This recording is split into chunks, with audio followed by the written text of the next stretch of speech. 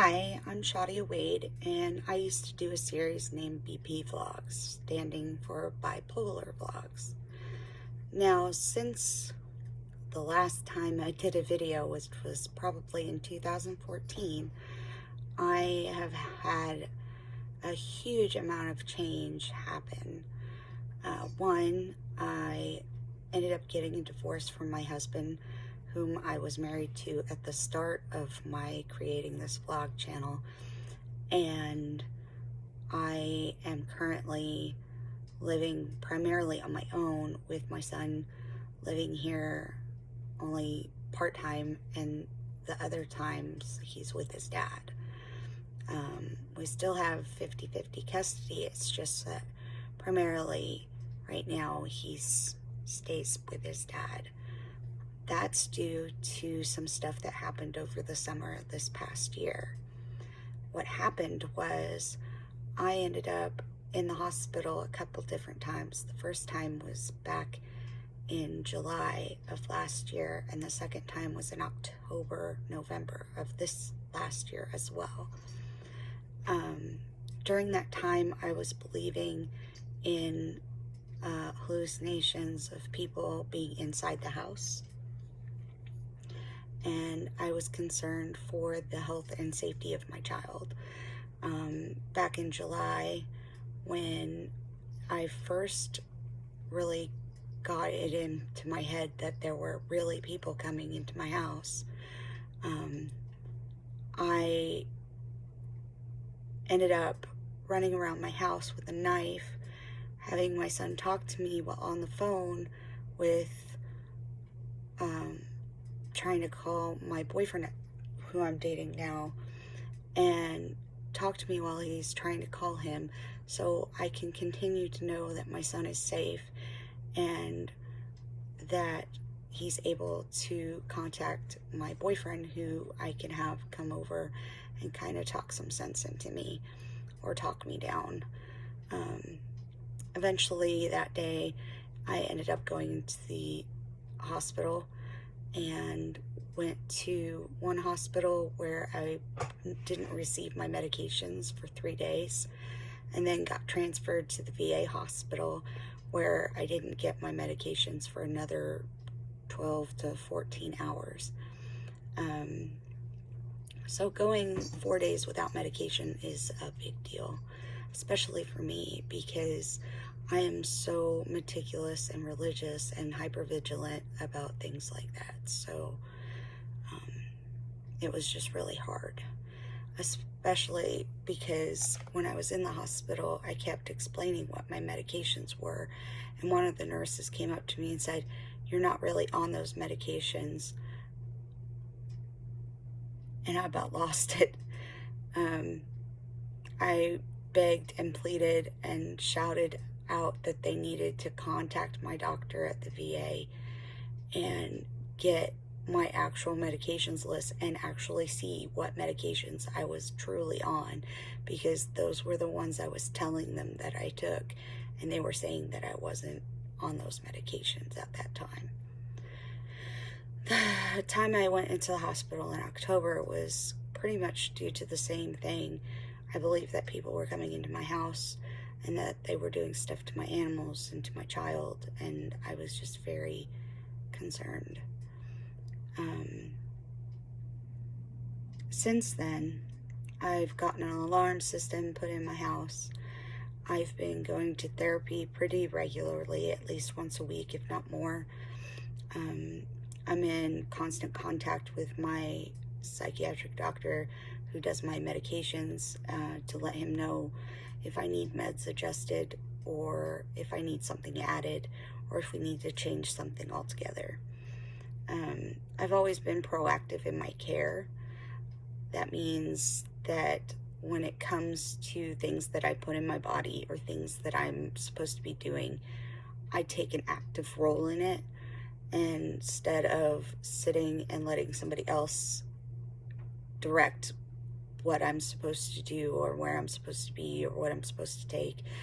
I choose to be the head person in charge of saying what those things are that I do, that I in jest or whatever. Lately, I've been having some extreme flashbacks and nightmares due to some childhood trauma that I suffered from the hands of a neighbor. I won't go into details about what it was because that's a little triggering for some people, and I don't want to do that here. I'm sure people can guess what was done, but I'd rather just not mention directly what it is. But anyway, I've been having really extreme flashbacks and nightmares in relation to that. And I believe that trauma and the fact that my son was spending a lot of time now with his dad more so than me, that it made it even more of an issue for me, because I went from such extremes of having my son all the time to having him only every other week, to having him only every other weekend, to only having him when I'm not home, to having him all summer.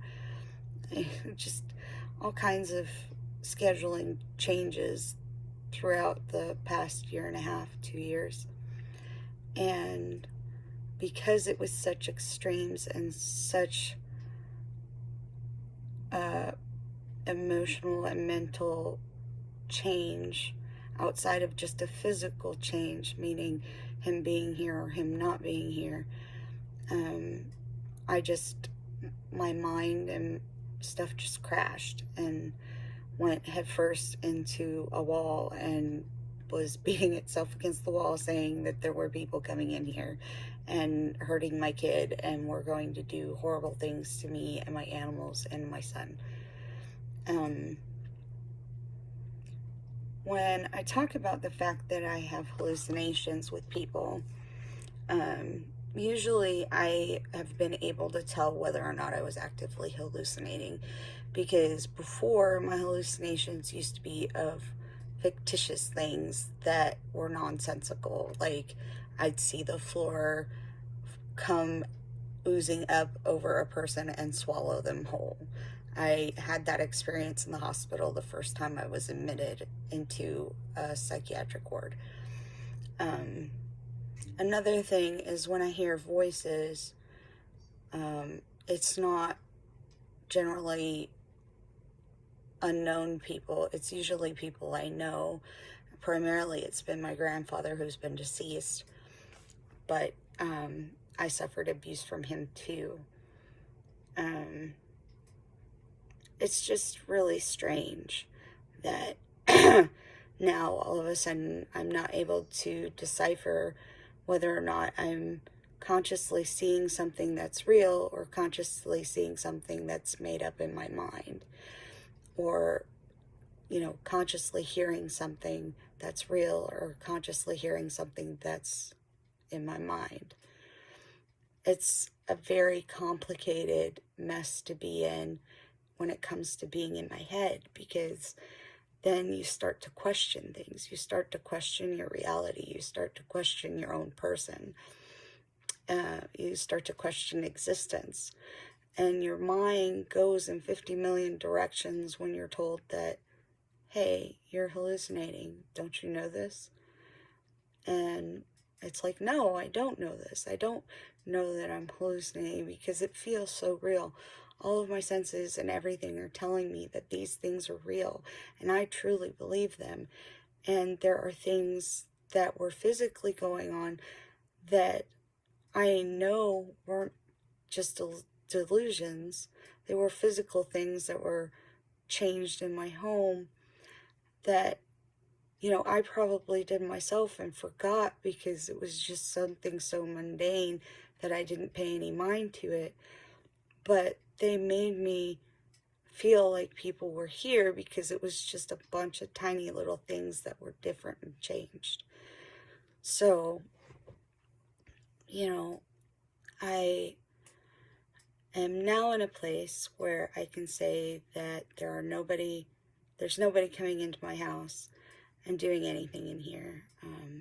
I'm very conscious of that. And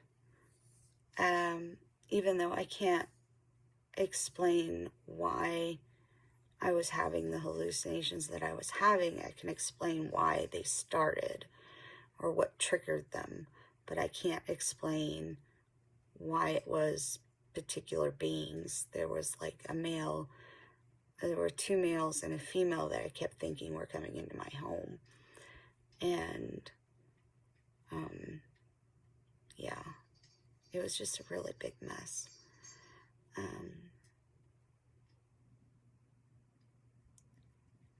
I still, to this day, don't know in my heart completely that I was just hallucinating. Like, I can tell myself all day until I'm blue in the face that it was all in my head, but deep in my heart of hearts, I still feel like it was real because it was real to me. And I know that a lot of people with bipolar disorder don't experience hallucinations, especially the kinds of hallucinations I have. But there are people who do. Another thing is I got another diagnosis that I didn't know about, which is schizoaffective disorder, which is kind of what goes hand in hand with people who are bipolar type 1, because people who are bipolar type 1 tend to have hallucinations and stuff. I've been taking a couple different medications on top of just everyday stuff that I take for other reasons, but I'm on antipsychotic for the hallucinations, and I'm on a blood pressure medication for the nightmares and flashbacks. I'm on a mood stabilizer and an antidepressant for just mental health stuff. And that doesn't include what I take normally just on the everyday stuff from my regular practitioner. I don't want to disclose necessarily what those medications are because a lot of people will be like, oh, well, I take this or I take that. And it's like, that's great. And I'm glad you're able to say what medications you're taking because that's a huge thing. A lot of people don't even know what the names of the things they're taking are. But I don't want anybody to get it in their head that if you take these medications or whatnot, that you'll end up in the same situation that I am, or that that mix of medication will stabilize them like it's stabilizing me, or anything like that.